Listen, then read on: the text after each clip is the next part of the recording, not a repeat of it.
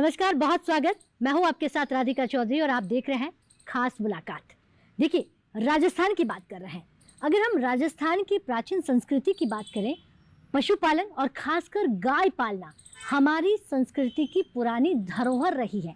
ये हमारी संस्कृति की एक बहुत बड़ी मान्यता थी कि हम सदा से गाय पालते आए हैं। और अगर ऐसे में देखा जाए, पिछले 1 दशक से देखा जाए तो दूध से बने हुए उत्पादकों की मांग भी बढ़ी है। आने वाले समय में एक अच्छा स्टार्टअप, एक अच्छा रोजगार हमारे युवाओं को मिल सकता है। साथ ही अगर बात करें, जो आज हमारे खास मेहमान हैं, उनसे आपको मुलाकात करवा देते हैं। जवाहर सिंह बेडम जी हैं। सर, बहुत बहुत स्वागत आपका। नमस्कार। नमस्कार राधिका जी। सर, आपके पास देखिए गृह विभाग है, मत्स्य पालन, पशुपालन, गोपालन, तमाम विभागों को आप देखते हैं। तो पहला सवाल मेरा आपसे ये होगा कि हाल ही में अगर उपचुनाव की बात करूं, राजस्थान में 7 सीटें थी, उनमें से 5 आपने खाते में कर ली हैं, यानी कि आपकी सरकार के खाते में आ गई हैं। तो अब ये डबल इंजन वाली जो सरकार है, क्या हम ये समझे कि किसानों की दशा दिशा दोनों बदलेगी, आर्थिक मजबूती भी बढ़ेगी? देखिए राधिका जी, पहले तो मैं राजस्थान की जनता का धन्यवाद ज्ञापित करूंगा कि उन्होंने माननीय मुख्यमंत्री भजन लाल शर्मा जी के इस 11 महीने के कार्यकाल पर एक मोहर लगाने का काम किया है। उन्होंने ये काम किया है कि हाँ, ये सुशासन देने वाली सरकार आई है और हम इनकी नीतियों का, इनकी विकास योजनाओं का, माननीय मुख्यमंत्री जी के और देश के प्रधानमंत्री आदरणीय नरेंद्र मोदी जी के विजन को स्वीकार करते हैं। वही तो कारण है, हमारे पास तो एक ही सीट थी ना, सलम्बूर। उसके बाद हमने 5 सीट जीती हैं। एक सीट हम 2-2.5 हज़ार के मतों से पीछे रह गए। जो 3 सीटें ली हमने कांग्रेस के खाते से ली हैं, एक सीट हमने आरएलपी के खाते से ली है और उनको राजस्थान की मुख्य धारा में ला करके निश्चित रूप से जनता का धन्यवाद ज्ञापित करेंगे, आभार व्यक्त करेंगे कि वो विकासोन्मुखी सोच को स्वीकार करके आगे बढ़े हैं। हम निश्चित रूप से उनके सपनों को साकार करेंगे। जी, तो आपने कहा कि एक सीट उस खाते से ले ली, 2 सीटें इधर से ले ली और कुल मिला के यानी 5 सीटें जो है आपके खाते में आ गई। तो इन 5 सीटों के आने के बाद में मेरा सवाल था कि डबल इंजन की सरकार हो गई ना, तो दोनों सरकारें अगर जब तालमेल बैठ जाता है तो विकास के आधार थोड़े बढ़ जाते हैं। आप देख सकते हैं राधिका जी, राजस्थान में पिछले 11 महीनों में जो विकास योजनाओं को धरातल पर लाए, पिछली सरकार को तो घोषणाओं की सरकार कहा लोगों ने। अच्छा। पिछली सरकार ने अंतिम वर्ष में अपनी बजट घोषणाएं की जो उनकी पालना ही नहीं हो पाई, क्योंकि लोगों को मूर्ख बनाना था, कुछ करना तो था नहीं। ये प्रदेश के पहले मुख्यमंत्री हैं जिन्होंने सरकार बनने के पहले ही बजट में पूरे राजस्थान के सर्वांगीण विकास के लिए बजट की घोषणाएं की। और सिर्फ घोषणाएं नहीं की, बजट 8 तारीख को पेश हुआ और 12 तारीख को मंत्रिमंडल की बैठक बुला करके उन्होंने कहा कि जो प्रभारी सचिव हैं और जो प्रभारी मंत्री हैं वो अपने अपने जिलों पर जा करके ये जो घोषणाएं हैं इनको धरातल पर कैसे लाया जा सकता है उसकी संभावनाएं तलाशने के लिए जाए। सारे मंत्री और प्रभारी सचिव अपने अपने जिलों में गए और आज हमें आत्मसंतुष्टि है कि 90% कामों के भूमि आवंटन हो गए हैं, उनकी फाइनेंशियल सैंक्शन निकल गई हैं, शिलान्यास के काम शुरू हो गए हैं और हमारा 1 वर्ष पूरे होने वाला है। आप देखिए, कोई विधानसभा, कोई क्षेत्र ऐसा अछूता नहीं रहेगा जहाँ विकास के कामों की शुरुआत नहीं होगी। देखिए, 15 तारीख को 1 साल पूरा हो जाएगा आपके सीएम साहब को, आपकी सरकार को अगर मैं बात करूं। लेकिन आप जब बात पुरानी सरकारों का जिक्र यहाँ पर करें तो हर 5 साल में तो सरकार बदल जाती है। देखिए, ये राजस्थान का मिथक अब की बार टूटेगा। अच्छा। ये इसलिए टूटेगा, एक तो देश के प्रधानमंत्री जी का जो सोच है कि अंतिम पंक्ति में बैठे व्यक्ति को समृद्ध करके राष्ट्र की मुख्यधारा में कैसे जोड़ सकते हैं, उसके लिए जो स्टेट की सरकार है उसका बहुत बड़ा योगदान रहता है। और भारत सरकार जिन योजनाओं को लागू करती है वो इम्प्लीमेंट भी स्टेट का सिस्टम ही करता है। तो जब डबल इंजन की सरकार है और माननीय नरेंद्र मोदी जी का जो विजन है कि यहाँ की महिला समृद्ध हो, यहाँ के युवाओं को रोजगार के अवसर मिले, मेक इन इंडिया, जो मेक इन राजस्थान का हमारा सोच है, हमारे निवेश आकर के यहाँ उद्योग धंधे स्थापित करें, युवाओं को रोजगार मिले और हम एक सकारात्मक सोच के साथ सिंचाई के पानी, पेयजल का व्यवस्थाएं, महिलाओं की समृद्धि, युवाओं को स्वरोजगार और उद्यमियों को और उनको कानून व्यवस्था की दृष्टि से उनकी संरक्षा सुरक्षा, ये सारी चीज़ें होती हैं तो प्रदेश दौड़ता है।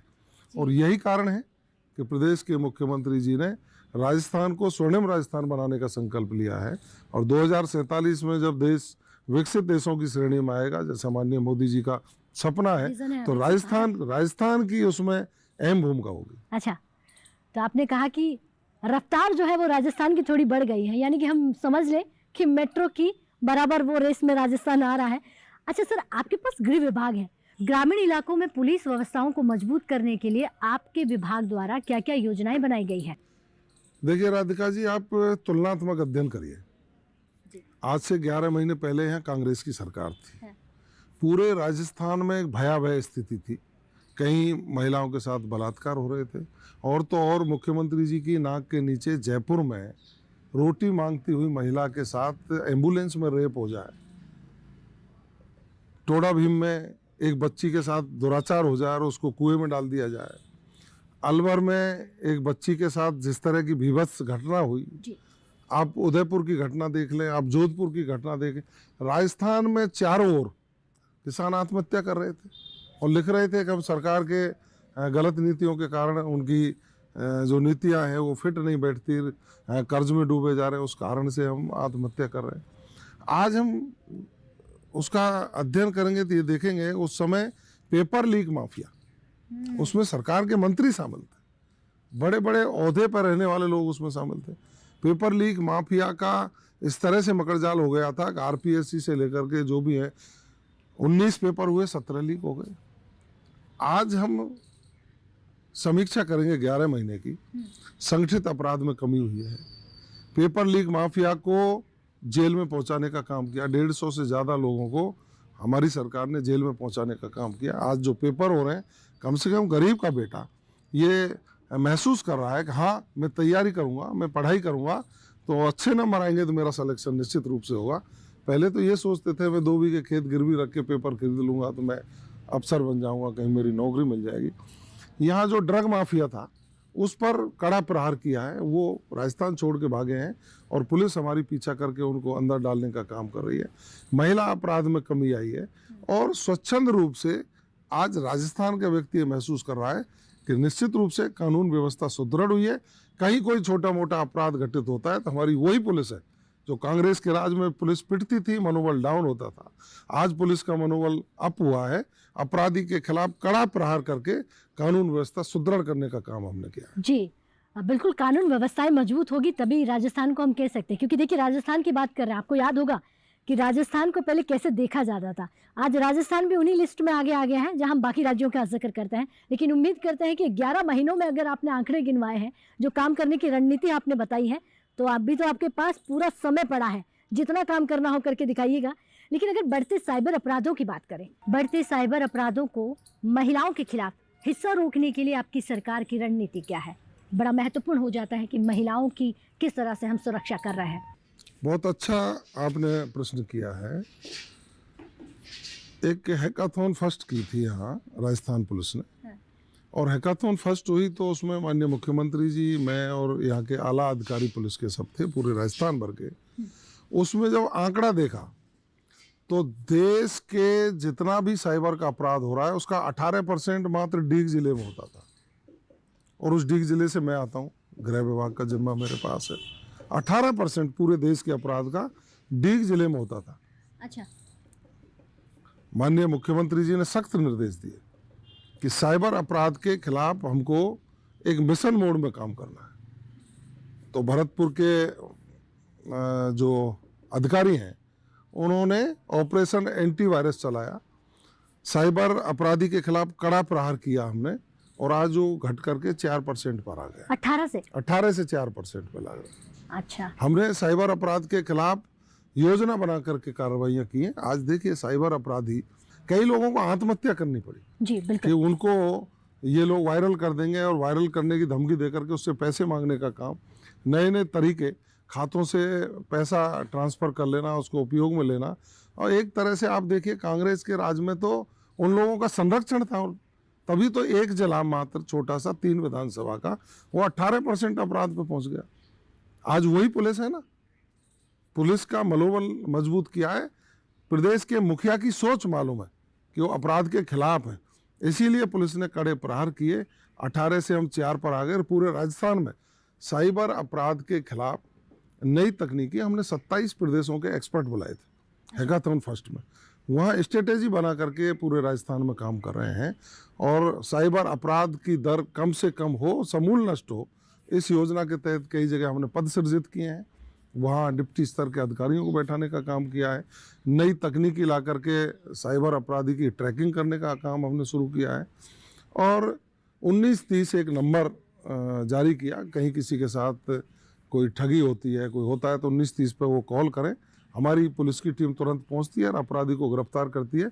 नया तरीका ईजाद किया है जिससे हमें कामयाबी मिली है साइबर अपराध को कम करने में। आपने 18 की बात करते हुए 4 पर आंकड़ा लाकर रख दिया, कितना समय लगा? 6 महीने। 6 महीने।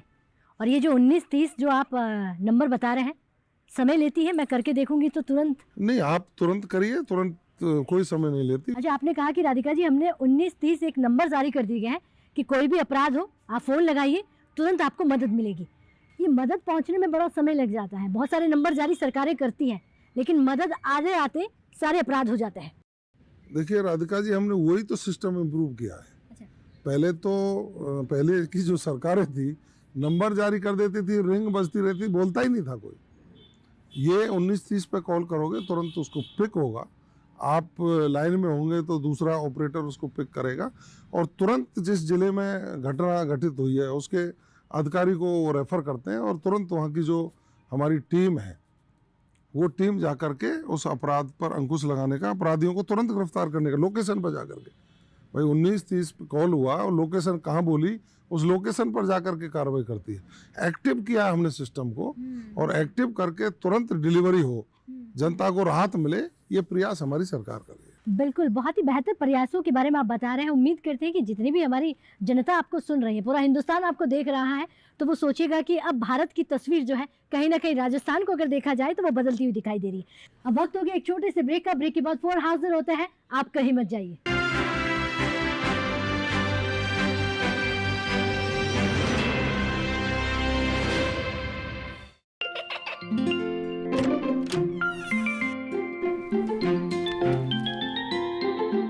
ये क्या हो रहा है?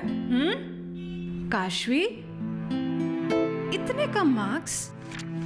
काशू बेटा पढ़ा करो, पढ़ोगी नहीं तो आगे कैसे बढ़ोगी? मम्मा, मैं भी तो आपसे यही कहना चाहती हूँ, पढ़ा करो। आप पढ़ोगे नहीं तो आगे कैसे बढ़ोगे?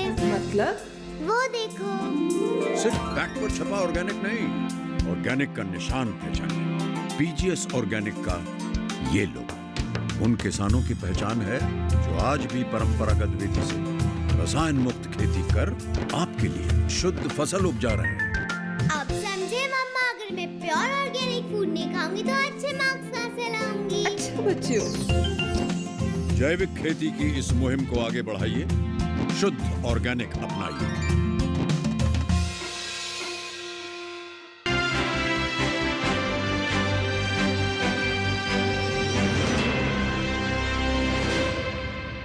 तो ब्रेक के बाद बहुत स्वागत, चर्चा को आगे बढ़ाते हैं और देखिए आज खास मेहमान हैं और खास सवाल हमारे किसानों की तरफ से है। बात हम ग्रामीण इलाकों की करें, ग्रामीण इलाकों में खासकर जो शहर के आसपास तो होती है तो वहाँ तक आपकी चीज़ें पहुँच जाती है, लेकिन ग्रामीण इलाकों में पुलिस व्यवस्थाओं को मजबूत करने के लिए आपके कोई नए कड़े कदम उठाए गए हैं? देखिए राधिका जी, कानून व्यवस्था सुदृढ़ हो इसके लिए पहली मीटिंग में माननीय मुख्यमंत्री जी ने सभी अधिकारियों को बुला करके निर्देश दिए थे कि हम आम जन के साथ मैत्रीपूर्ण व्यवहार करें, वहाँ से सूचना संकलन करने का काम करें। हमारा जो आसूचना अधिकारी थाने में रहता है वो पुलिस मित्रों के साथ हमारे गांव-गांव में पुलिस मित्र बनाने का काम किया। अच्छा। वो पुलिस मित्र पढ़ा लिखा व्यक्ति होता है और वहाँ की जो सूचनाएं हैं वो संबंधित थाने को उपलब्ध कराने का काम करता है। कोई अपराध घट रहा है या कोई गतिविधि ऐसी इस तरह की हुई है तो हमारा अपडेट रहता है। हमने पुलिस के ग्रुप बनाने का काम किया। जो हमारा बीट अधिकारी है वो बीट अधिकारी 1-2 पंचायत पर रहता है, हमने वहाँ व्हाट्सएप ग्रुप बनाने का काम किया है। उससे वहाँ के संबंधित थाना अधिकारी को जोड़ करके त्वरित सूचना मिले, अपराध की हो या दूसरी चीज़ों की हो, शांति भंग नहीं हो सके, उनको सस्टेन करने के लिए हमने पुलिस मित्रों का सहयोग लेकर के इसको आम जन तक पहुंचाने का काम किया है। राजस्थान की सरकार ने एक नया सिस्टम इजाद किया है, लोग पुलिस के संपर्क में रहें, हमारे आसूचना अधिकारी सही समय पर सूचना का संकलन करें।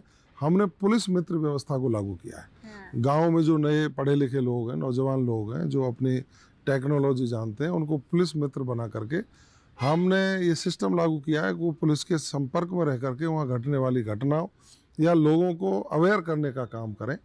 महिला अपराध हों चाहे दूसरे हों, पुलिस मित्र में हमारी नौजवान बच्चियों को भी शामिल किया है। तो वो महिलाओं के बीच में जा कर के जो घरेलू हिंसा है, दूसरी चीज़ें हैं, ये घटित नहीं हो, उसके लिए अवेयर करने का काम करते हैं और सूचना देने का काम करते हैं।